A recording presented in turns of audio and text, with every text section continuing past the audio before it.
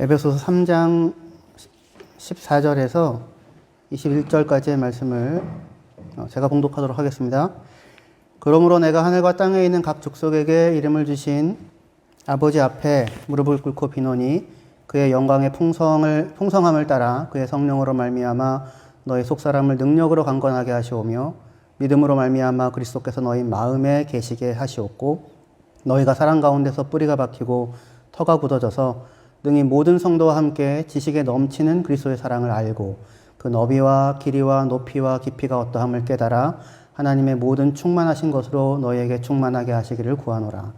우리 가운데서 역사하시는 능력대로 우리가 구하거나 생각하는 모든 것에 더 넘치도록 능히 하실 이에게 교회 안에서와 그리스도 예수 안에서 영광이 대대로 영원 무궁하기를 원하노라. 아멘. 자리에 앉아 주십시오. 네, 에베소서 3장 14절에서 21절까지의 본문으로 너 없이 나 홀로 충만하지 않겠다가 복음이다 라고 하는 제목으로 함께 말씀을 나누도록 하겠습니다. 한번 따라서 해볼까요? 너 없이 나 홀로 충만하지 않겠다. 너 없이 나 홀로 충만하지 않겠다. 네, 너 없이 안 된다. 너 없이는 안 살 거다. 너 함께 살겠다. 뭐 그런 얘기예요. 이게 복음의 말입니다. 저희가 지난주에 그 코람데오 인 크리스토, 라틴어입니다. 라틴어 두 문장을 저희가 하는데 두 단어를. 코람데오, 하나님 앞에서 인 크리스토, 그리스도 안에서 이 두 가지 내용을 가지고 물론 우리가 하나님 앞에 살아가는 건 맞지만 그리스도 안에서 하나님 앞에서 살아가는 것이지 그리스도 없이 하나님 앞에 서면 그거는 두려움입니다. 설 수가 없습니다. 하나님 앞에서 뿐만 아니라 그리스도 안에서 하나님 앞에서 또는 그리스도 안에서 하나님 안에서 살아가는 것이 우리의 신앙생활이라고 했습니다. 우리는 그리스도 없이 다만 하나님 앞에서 살아가는 종교생활을 하고 있는 게 아니라 그리스도 안에서 하나님 안에서 살아가는 신앙생활을 하고 있습니다. 하나님 밖에서 나의 노력으로 나의 성취로 하나님 안으로 무슨 합격점을 받아서 들어와야 하는 그런 형태의 종교 생활을 하고 있는 게 아니라 그거는 아무도 할 수 없어요. 그리고 불가능한 것이고 절망과 자기 자랑 양쪽 말고는 다른 길이 없습니다. 그런데 우리는 그게 아니고 그리스도 안에서 믿음으로 그리스도 안에 있게 되었고 그리스도 안에 있는 것으로 우리는 하나님 안에 있게 되었어요. 그의 은혜로. 그죠? 믿음으로. 그래서 이 안에서 뭘 하는 거냐면 성장하고 자라가는 일을 한다. 그렇게 얘기했습니다. 개념이 다른 거예요. 지난주 설교를 저희 유튜브에 저희 교회 채널이 있습니다. 거기를 이렇게 보시면 26분 정도 됩니다. 그러니까 여러 번 돌려보시면 됩니다. 그래서 우리는 그렇게 하나님 안에서 그리스도 안에서 하나님 안에서 자라고 성장하는 그 생명을 따라 살아가는 신앙생활을 하는 사람들이 되었어요. 하나님 안에서 하나님의 힘입어서 매일 살아가는 자들이 저와 여러분들입니다. 오늘은 에베소서에 나타난 이 바울의 기도를 통하여서 이런 하나님 안에서 자라고 성장하는 것이 어떻게 이루어지는지, 그 자라남의 방법이 뭔지, 또 자라나는 것이 목표로 삼는 자리가 어딘지, 어디를 향해 자라가는지, 어떻게 자라가는지, 그 두 가지죠. 어떻게 자라가는지, 어디를 향해 자라가는지를 생각해 보려고 하는데 자라남의 방법은 함께이고요. 자라남의 목표도 함께입니다. 방법도 함께, 목표도 함께. 하나님과 함께, 그리스도와 함께, 모든 성도와 함께가 자라남의 방법이고 목표도 하나님과 함께, 그리스도와 함께, 모든 성도와 함께가 목표예요. 영생이 우리의 목표인데 하나님이 주시고자 하시는. 근데 영생은 뭡니까? 옛다 받아라 영생이다 이게 아니라 영생은 유일하신 하나님과 그가 보내신 예수 그리스도를 아는 거예요. 안다는 거는 지식으로 안다는 게 아니라 함께 산다는 겁니다. 함께 산다가 목표예요. 거기에 도달하는 방법도 함께입니다. 다른 말로 하면 사랑이라고 할 수 있겠죠. 함께 살아가는 삶을 복되게 하는 것. 사랑이라고 하는 말이 중요하다는 건 교회에서 다들 많이 듣습니다. 그렇죠? 근데 사랑에 대해서 우리가 꼭 기억해야 하는 게, 사랑이라고 하는 것은 구체적인 대상을 사랑하는 겁니다. 다 모두 다 사랑하리 이거 아니고요. 그게 아니고 구체적인 대상이 누군가를 사랑하는 거가 사랑이에요. 제가 진성 집사님을 사랑합니다. 예. 표정이 왜 그래요? 표정이. 서로가 중간 정도만 하는 걸로. 외면하지는 않고 사는 걸로. 이게, 그러니까, 사랑이 많아, 사랑이 세, 사랑이 커가 문제가 아니고요. 사랑은 동사잖아요. 누가 누구를 사랑한다. 언제까지? 검은 머리가 팥뿌리 될 때까지. 기쁠 때나 슬플 때나, 힘들 때나 좋을 때나, 건강할 때나 아플 때나, 사랑한다, 이죠. 그죠? 그 결혼 서약을 그런 식으로 하잖아요. 사랑한다는 순간적인 감정이 아니고요. 시간을 살아내는 것을 통해 사랑이 풀어지어요. 검은 머리가 팥불이 될 때까지 사랑한다라는 그 시간이 담겨요. 그것 없이 사랑이라는 말이 홀로 떠돌아다니지 않습니다. 내가 너를 사랑한다. 그거죠. 근데 연애할 때는 사실은 눈에 콩깍지가 씌어가지고 그 사람을 사랑하지 않잖아요. 나중에 알죠. 정체를. 화장 지우고 봤더니, 딴 사람이더라. 그죠? 근데 사랑은 사실은 그 사람을 사랑하는 거잖아요. 그래서 하나님이 사랑이다라고 할 때, 그 말은 하나님은 사랑이 많아. 그게 하나님이 사랑이다는 말에 담긴 가장 큰 게 아니고요. 하나님이 나를 사랑하신다예요. 날 사랑하심, 날 사랑하심, 날 사랑하심, 성경에 써 있네. 왜 나를? 그 why me죠. 왜 나를? 사랑하니까. 나를 사랑하신다가 사랑의 제일 중요한 부분이에요. 결혼해서 자녀를, 아내를, 남편을, 교회로 묶여진 교우를, 그 사람을 사랑한다예요. 함께. 그래서 구체적인 대상에 대한 것입니다. 구체적인 대상이 없이 큰 사랑, 강한 사랑, 깊은 사랑, 이거는 환상이에요. 그리고 함께 살아가는 삶, 구체적인 대상과의 사랑이기 때문에 내가 얼마나 세게 사랑했느냐, 열심히 사랑했느냐, 수고하며 사랑했느냐가 가장 중요한 게 아니라 열심히 세게 수고하는 것을 통해 함께 살아가는 그 사람이 행복하냐, 그 사람과의 삶이 복되냐가 훨씬 중요하죠. 그죠? 그러니까 구체적인 대상과 함께 살아가는 삶을 복되게 하는 것, 거기가 사랑이라고 할 수 있을 거예요. 그래서 하나님께서 우리를 사랑하시기 때문에 하나님은 십자가를 지시게 됩니다. 자기 아들을 통하여. 왜요? 하나님의 사랑이 죽음을 불사할 수 있는 엄청난 사랑이기 때문에만이 아니라 하나님이 사랑하신 대상이 누구였어요? 나였어요. 나. 하나님이 어쩌다가 진성 집사님을 사랑하셔서, 어쩌다가 한결 집사님을 사랑하셔서, 어쩌다가 용준 형제를 사랑하셔가지고는 너 없이 나는 행복할 수 없고 너 없이 나는 충만할 수 없는 거예요. 그리고 사랑하는 대상의 삶을 복되게 해야 사랑이에요. 그래서 그와의 동행을 복되게 만들기 위해 꼭 필요한 길이 무엇이었냐면 십자가를 짓는 것이었어요. 우리가 죄인이니까. 우리가 죄인이었기 때문에. 스스로 그 자리에서 벗어날 수 없는 자리에 있는데 그를 사랑하셔서 그를 건지셔서 죄를 해결하시고 의의 자리에 서서 함께 살아가셔야 했기 때문에 우리를 사랑하시니까 십자가를 지시게 된 겁니다.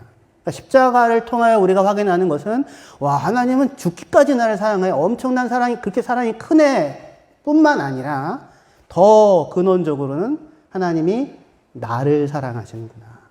나를 놓으실 생각이 없으시구나. 나 없이 홀로 충만하시지 않겠다고 하시는구나. 근데 그 자리, 나와 더불어 함께 복된 자리, 영생의 자리에 서겠다고 하여 십자가를 지는 내가 누구라고 도대체. 근데 아무도 돌아보지도 않는 나를 돌아보시고 귀하게 여기셔서 나와 함께가 아니면 이 복을 혼자서 누리지 않겠다고 하는 그 자리에 기꺼이 서시는 것. 오셔서 나병 환자를 안으시고 베드로 장모의 손을 붙잡아 주시고 알아주지도 않는 삭개오의 이름을 불러주시고 사마리아 여인에게 찾아가 그를 만나서 예배의 자리, 영생의 자리로 불러주시는, 그죠? 그 구체적인 누군가에 대한 그 사랑이 그와 함께 살아가는 삶을 복되게 하시는 것, 거기가 하나님의 영광이에요. 하나님의 하나님다우심. 신적인 하나님의 모습입니다. 근데 그 자리로, 그 충만함의 자리로 하나님이 우리를 부르시는 것입니다. 에베소서에 나오는 우리가 읽은 그 본문에 세 가지 바울이 기도를 하는데, 그 세 가지 기도 가운데 마지막 기도가 하나님의 이 충만함으로 우리를 부르는 것에 대한 기도예요. 거기를 같이 읽어보겠습니다. 에베소서 3장 19절 말씀이요. 같이 읽겠습니다. 앞에 보시죠. 시작. 그 너비와 길이와 높이와 깊이가 어떠함을 깨달아 하나님의 모든 충만하신 것으로 너희에게 충만하게 하시기를 구하노라. 세 가지 기도를 역순으로 살펴볼게요. 첫 번째 기도는 그리스도가 너희 안에, 너희가 그리스도 안에 있게 하여 주십시오가 첫 번째 기도고, 두 번째 기도는 모든 성도와 더불어 하나님의 사랑의 크심을 알게 해 주십시오가 두 번째 기도고, 세 번째 기도는 하나님의 충만함에 너희도 도달하게 해 주십시오. 우리가 도달하게 해 주십시오. 거기가 세 번째 기도입니다. 하나님의 충만하심에 우리가 이르러 우리도 충만함에 참여하는 것, 거기가 기도예요.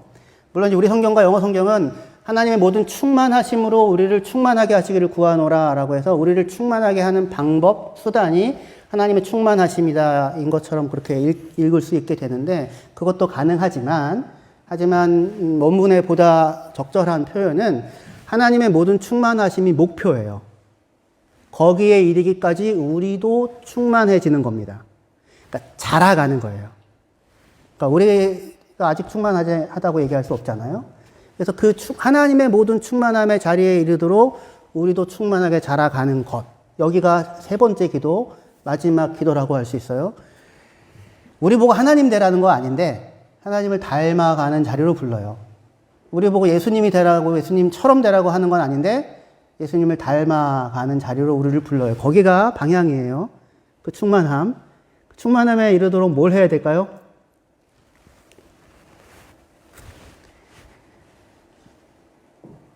함께 살아가는 겁니다. 함께 살아가는 거. 함께 살아가지 않으시는 분 혹시 계신가요? 그런 분은 없으시죠? 어제 사막에 가가지고 아무도 만나지 않고 혼자 수행하고 계시는 분은 안 계시죠? 우리 용준 형제가. 예. 그렇죠. 예. 근데 이것도 결국에는 함께의 한 방법, 한 모습이에요. 함께의 한 모습입니다. 아, 주여. 저도 예전에 저희 아내와 아이가, 민하가 첫째 태어났을 때 한돌이 되기 전에 제 아내랑 민하는 한국에 가고요. 저 혼자 독일에 남아서 6개월 동안 떨어져서 공부를 하고 있었던 때가 있었습니다. 매일같이 이 영상을 봤어요. 매일같이 아이 영상을 보고. 그리고는, 정말로 떨어져서는 사는 게 아니구나. 혼자서 살 수가 없구나. 이걸 가슴 깊이 새기게 됐는데, 그 시간을 통과하여서 결국에는 함께라고 하는 부재, 없음과 함께 같이 가는 거죠. 함께라고 하는 게 함께 살아가는 삶이 방법이고요. 함께 살아가는 삶이 목표인데, 하나님은 아까 얘기했죠. 십자가를 지는 낮은 자리까지 찾아와 우리와 함께 살아가는 그 길을 여셨다고요. 그죠? 거기가 하나님의 충만함이라고 하는 거예요. 그 충만함의 자리에 이르기를 원합니다. 근데 거기에 이르기까지 우리가 자라가야 돼요. 성장해야 해요. 어린아이 생명이 태어나고 어른이 되도록 분명하게 자라가는 시간이 필요한데, 어린아이와 어른의 차이는 여러 가지가 있지만 가장 큰 차이는 뭘까요? 뭐 주름이 많아진다, 뭐 배가 나온다, 이런 거, 그런 거 말고요. 시간을 살아내는 거죠. 근데 시간을 살아내는 것을 통해 뭘 경험하게 되냐면, 값진 것, 귀중한 것, 소중한 것을 얻기 위해서 일정한 대가를 지불하지 않고는 그 귀한 것을 얻을 수 없다고 하는 것을 어른들은 삶을 통해서 알게 되는데, 아이들은 거기에 대한 감각이 없죠. 그냥 나 이거 사줘, 이거죠. 나 이거 사줘. 뗐으면 주어지는. 그렇죠? 그러니까 어린아이와 어른의 큰 차이 중에 하나가, 왜 제가 이 얘기를 하냐면 에베소서 4장 14절에 그렇게 말씀합니다. 이는 우리가 이제부터 어린아이가 되지 아니하며 사람의 속임수와 간사한 유혹에 빠져 온갖 교훈의 풍조에 밀려 요동하지 않게 하려 함이라. 이렇게 얘기해서 어린아이와 어른을 대조하거든요. 거기서 대조하는데, 그 어린아이와 어른의 가장 큰 차이는 뭐냐면, 값진 것, 귀한 것, 영광스러운 것, 충만한 것, 그것을 얻기 위해서 지불해야 될 대가가 있다는 사실에 대해 아이들은 감각이 없는 거예요. 무엇을 지불해야 그것을 얻을 수 있는지. 그래서 저 어렸을 때, 그 초등학교 다닐 때, 그 뽑기 아십니까? 뽑기? 그러니까 그 뽑기라는 게 이런 그 뽑기, 뛰기, 이거 달고나 말고요. 전문 용어가 다 나오는데, 이거 말고, 저희 학교 앞에 고무줄, 큰 고무줄, 작은 고무줄 이렇게 잡고 와가지고, 큰 고무줄을 뽑으면은 이딴만한 잉어 엿으로 된 설탕 과자? 그런 걸 줬었어요. 혹시 그 아저씨 거기 안 가셨습니까? 근데 애들이 막 다 이제 하는 거죠. 그거 하거나 아니면 이렇게 원반 돌리기. 이렇게 해가지고, 이걸로 찍어서 다트처럼 찍어가지고, 거기 나오는 걸 갖는 거예요. 근데 그 큰 잉어는 아주 이렇게 있지도 않은 보일락 말락한 데 있고, 나머지는 다 딴 거죠. 그걸 찍는 건데, 나는 할 수 있다, 뭐 이런 자신감을 가지고 하게 되잖아요. 근데 저는 그 큰 잉어를 가지고 가는 아이를 한 번 봤습니다. 직접 그걸 뽑아가지고 그걸 받는 애는 못 봤어요.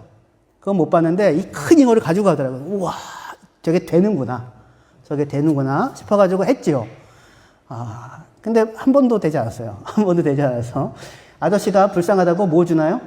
조그만한 금붕어 같은 그 설탕 과자, 그걸 줘요.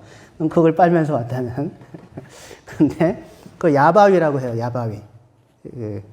그게 뭐냐면, 사실은 이딴만한 큰 붕어를 얻기 위해서 뽑기 하나로 그거를 얻을 수 있는 게 아니잖아요. 그쵸?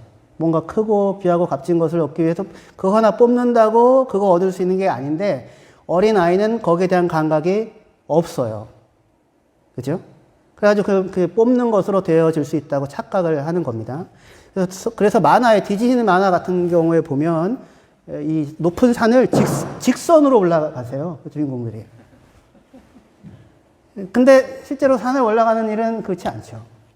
어른이 된다는 것은 뭔가 값지고 귀한 것을 얻기 위해서 그만한 대가를 지불하거나 실패하고 어려움을 겪는 과정이 아니고는 그 값이 있는 것을 얻을 수 없다는 것을 알게 되는 것이고, 그리고 그렇게 대가를 지불하지 않고 얻게 된 것은 이후에 나에게 다시 청구서를 요구하더라고요.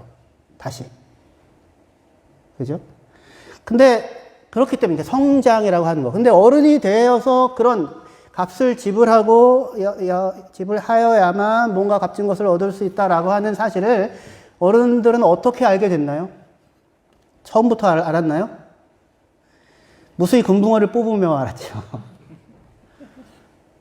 무수히. 아직까지도 뽑고 계시면, 아직까지도. 성장이라고 하는 거. 하나님의 충만하심, 하나님의 풍성하심에 이르도록 우리가 성장해야 하는데, 그 자리에 성장할 수 있는 길이 뭐예요? 무수히 실패하고, 시도하고, 넘어지고, 좌절하고, 어리석은 짓도 하고, 부끄러운 일도 겪어가는 과정을 겪어가면서, 그런데 그 속에서 하나님이 다시 나를 출발점에 세워놓고는 다시 해봐 라고 붙잡아 주시는 그 하나님과 더불어 살아가는 삶을 통해 한 발자국이라도 더 나갈 수 있게 되는 것입니다. 하나님의 영광의 풍성함을 그 자리에 도달할 수 있는 길은 사실은 하나님과 함께 사는 거예요. 하나님과 함께 시간을 살아내는 겁니다. 여러분들의 자녀가 여러분들의 잔소리를 듣고 큽니까? 아니면은 살아가는 모습을 보고 큽니까? 둘 다예요. 예. 잔소리와 충고의 차이가 뭔지 아세요? 잔소리는 들을 때 약간 기분이 나쁜 거고요. 충고는 들을 때 완전 기분 나쁜 겁니다. 잔소리는 들을만 하고요. 충고는 하지 마세요. 나한테 충고하지 마! 나도 잘 알아. 말 듣고 크지 않고요. 부모가 살아가는 모습을 보고 크는데, 부모가 살아가는 모습을 보고 큰다는 얘기가 뭐냐면 모범을 본다 뭐 그런 게 아니고요. 어떤 이런 형태의 삶의 방식이 있구나, 이런 세계가 있구나, 이런 것도 있구나를 부모를 통해 보게 돼요. 하나님의 충만함에 이르려면 우리가 충만함을 봐야 될 거 아니에요. 충만함이 뭔지. 충만함을 겪어야 할 거 아니에요. 저는 어렸을 때 계양산, 저희 집에 뒤에 있는 동산이 제일 큰 산인 줄 알았어요. 근데 여기에 와서 알프스를 가면서 우와, 보지 않고는 그런 세계가 있다는 걸 몰라요. 들어서 알 수 없어요. 봐야 돼요. 하나님의 충만함에 이르기를 원한다고 할 때 그 자리는 뭐냐면 충만하신 하나님을 우리가 보고 겪어야 하는 겁니다. 무슨 모범과 모델이 아니라 이런 세계가 있구나, 이런 게 있구나, 이게 값진 거구나, 이게 소중한 거구나 라고 하는 거를요. 하나님과 함께 시간을 살아내는 과정을 통해 하나님이 우리를 성장시키시고 우리를 세워 가십니다. 저는 그렇게 표현하는데 시간을 살아내는 가장 위대한 순종을 통해 하나님이 우리를 세워 가세요. 아니, 시간을 살아내는 게 뭐가 대단한 일인가 라고 할 수 있을지 모르겠는데, 아니요, 시간을 살아내는 위대한 순종입니다. 왜냐하면 그 시간 가운데 하나님이 일을 하세요. 하나님이 일하셔서 우리를 먹이시고 입히시고 양육하시고, 그리고 우리를 데리고 가시고 풍성하고 충만한 것들을 보여주시고 알게 하시고 겪게 하십니다. 삶이라는 과정을 통해 우리는 성공과 성취를 때로 겪기도 하지만 무수한 실패를 겪기도 하고 어리석은 일들을 하기도 해요. 부끄러움과 수치를 당하기도 할 것입니다. 때로는 하루하루 버티는 것만으로도 버거운 날을 지나가기도 할 거예요. 도대체 이게 뭔지 알 수 없는 시간을 그러나 하나님과 더불어 겪어가기도 할 것입니다. 그 시간을 통해 우리는 자라가고 커갈 거예요. 그게 뭘 만드나? 다른 사람을 이해하고 받아들일 수 있는 폭을, 나의 용량을 넓혀줍니다. 그게 일을 해요. 언제나 정답을 내놓아야만 하는 게 아닙니다. 헤맨 만큼 삶의 터가 넓어져요. 저는 많이 헤맸어요. 하나님의 은혜가 더 크게 느껴져요. 많이 용서받은 사람은 많이 사랑한다는 말처럼요. 그리고 그 헤매는 것이 용납되고 다시 해보라며 격려하시는 부모 곁에서, 하나님 곁에서 자녀는 반걸음이라도 더 멀리 가볼 수 있게 됩니다. 그렇게 하나님과 함께 살아가면서 우리는 하나님에게 있어서 보다 중요한 건 뭐고 중요하지 않은 것은 무엇인지를 배워 알게 돼요. 보다 중요한 거는 사람이고요. 하나님에게서는 내가 중요하고요. 그리고 사람과 함께 살아가는 것, 나와 함께 살아가는 것, 그것보다 더 큰 것이 없다고 하는 것을 그렇게 알게 하십니다. 그것이 첫 번째 우리가 충만함이라고 하는 목표에 대한 부분이고요. 저기 세 가지 기도니까요. 두 번째, 에베소서 3장 18절 말씀 저희 같이 읽어보도록 하겠습니다. 에베소 3장 18절 같이 읽을게요. 시작. 능히 모든 성도와 함께 지식에 넘치는 그리스도의 사랑을 알고 그 너비와 19절이요. 시작. 그 너비와 길이와 높이와 깊이가 어떠함을 깨달아 하나님의 모든 충만하신 것으로 너희에게 충만하게 하시기를 구하노라. 두 번째 기도는 그리스도의 사랑의 넓이를 깨닫는 거예요. 하나님의 충만함을 우리가 너무 커서 사실은 잘 몰라요. 그러니까 더듬어 알아가야 하고 삶의 국면을 통해서 조금씩 마주치고 알아가고 겪어가는 겁니다. 그런데 이렇게 하나님의 충만함을 겪고 알고 성장해가는 일이 어떤 형태로 이루어지냐면 18절에 보시는 것처럼 능히 모든 성도와 함께 그리스도의 사랑을 알게 돼요. 누구와 함께? 모든 성도와 함께. 그러니까 그리스도의 사랑, 하나님의 사랑을 아는 길은 내가 혼자서 각오하고 혼자서 결심하고 혼자서 40일 금식하고 혼자서 큐티 열심히 하고 어디 산에 올라가 가지고 돌을 닦는 것으로 그리스도의 사랑을 알게 되는 게 아니라 누구와 함께? 모든 성도와 함께예요. 모든 성도와 함께. 거기가 하나님의 사랑의 크심과 넓이가 무엇인지를 알아가는 현장입니다. 복음의 전망은 개인주의적이지 않아요. 나 혼자의 결심과 각오로, 혼자만의 연습으로 남다른 경지에 이르는 것이 신앙의 최고봉이 아니라 모든 성도들과 더불어 하나님의 사랑의 넓이와 깊이를 겪어서 알아가는 것이 복음입니다. 그래서 교회는 어디에 있어요? 산속에 있어요?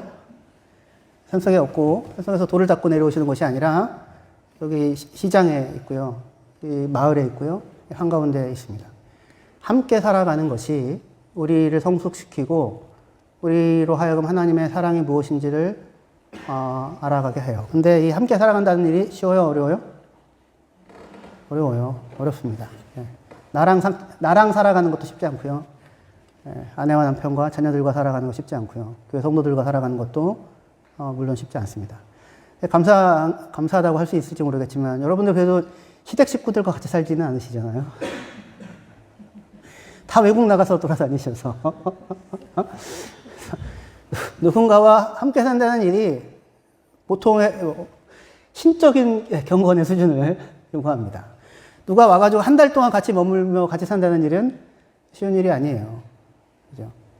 근데 함께 살아가는 것을 통하여 그 누군가와 함께 살아가는 삶을 복되게 만드는 일, 그 자리에 서는 것을 통해 하나님이 나와 함께 살아가시면서 나의 삶을 복되게 하기 위해서 무슨 수고를 하고 계시는가 라고 하는 것을 보게 돼요. 내 이웃과 곁에 있는 사람들과 함께 살아가는 그 삶이 말하자면 그 하나님의 사랑이 무엇인지를 알 수 있게 하는 체험 삶의 현장인 거예요. 체험 삶의 현장은 가끔씩 그 유명인들이 가서 그거 하잖아요. 근데 여러분들은 일상이 그 일을 훈련하는 체험 삶의 현장입니다. 함께 더불어서 살아가는 삶을 통해서 하나님의 충만하심의 자리에 이르게 되는데, 그런데 함께 살아가는 삶이 가능할 수 있는 이제 길, 마지막 기도입니다. 그것은 그리스도가 내 안에, 내가 그리스도 안에 있다라고 하는 그 얘기예요. 무슨 얘기냐면 나와 너가 서로 한 발씩 양보해가지고 같은 자리에 서는 것으로 하나 되는 것이 아니라 내가 그리스도 안에 서고 너도 그리스도 안에 서는 것으로 하나 됨이라고 하는 것이 생깁니다. 그때까지는 인간의 삶에 어떠한 하나됨도 생기지 않아요. 반발씩 양보해. 그렇죠? 내가 이번에 반발 양보할 수 있어요? 잊혀지던가요? 내가 반발 양보했다는 사실이? 6대4, 7대3. 내가 늘 여러분들이 여러분들이 8하고 7하고 다른 사람이 3하고 아닙니까? 남성분들은 거꾸로 생각하나요? 나는 1하고 아내가 9하고 살아가고 있다고. 아내의 한결같은 조건을 따지지 않는 은혜로 내가 하나 양보하고 상대방이 하나씩 양보해가지고 사이좋게 화해가 이루어지지 않습니다. 그게 아니고요. 내가 예수 안에 서고요. 상대방도 예수 안에 서는, 그리고 그의 나를 향한 뜻에 순종하는 것을 통하여서만 너와 내가 함께 살아가는 것이 가능해집니다. 그 자리로, 그래서 그렇게 기도가 순차적으로 되는 거예요. 그리스도와 네가 하나 된, 우리가 그리스도 안에 서는 것으로, 그리고 모든 성도와 함께 살아가는 것으로, 그리고 하나님이 나와 함께 살아가는 그 영광의 자리에 서기 위하여 십자가를 지시고 오늘도 내 삶 가운데 일하셔서 마침내 그 자리에 세우시기까지 쉬지 아니하시는 그 사랑이 내 곁에 붙여주신 이웃과 형제들과 함께 살아가는 삶을 감당하는 그 체험 삶의 현장이라고 하는 것을 통해 하나님께서 우리를 세워가십니다. 이 일이 우리 서로가 서로로 인하여서 기쁨이 되고 풍성함이 될 수 있는 램프사인 하나님교회가 되어지기를 주의 이름으로 축원합니다. 기도하시겠습니다. 하나님 아버지, 은혜와 사랑을 감사합니다. 버티며 삶을 살아온 것이 전부일 뿐이었다고 얘기할 수밖에 없는 시간을 때로는 살기도 하지만, 그러나 그것이 다른 누군가와 함께 살아가는 울련함을, 공감을, 불쌍히 여김을, 긍휼히 여길 수 있음의 자리에 우리를 세워주는 통로가 되기도 합니다. 때로는 고통이, 때로는 실패가 오히려 그것만이 누군가와 함께 살아갈 수 있는 더 넓은 터를 우리에게 만들어낼 수 있기 때문에 하나님은 고난이라고 하는 것을 통하여 영광이라고 하는 자리로 우리를 이끌어 가십니다. 하나님, 우리에게 허락되어진 이 소중한 사람들, 하나님의 영광을 알고 충만함에 이룰 수 있는 통로임을 기억하고 이 함께 살아가는 삶을 기쁨과 감사함으로, 사랑으로 살아낼 수 있는 저희들 되게 하여 주시옵소서. 예수님의 이름으로 기도합니다. 아멘.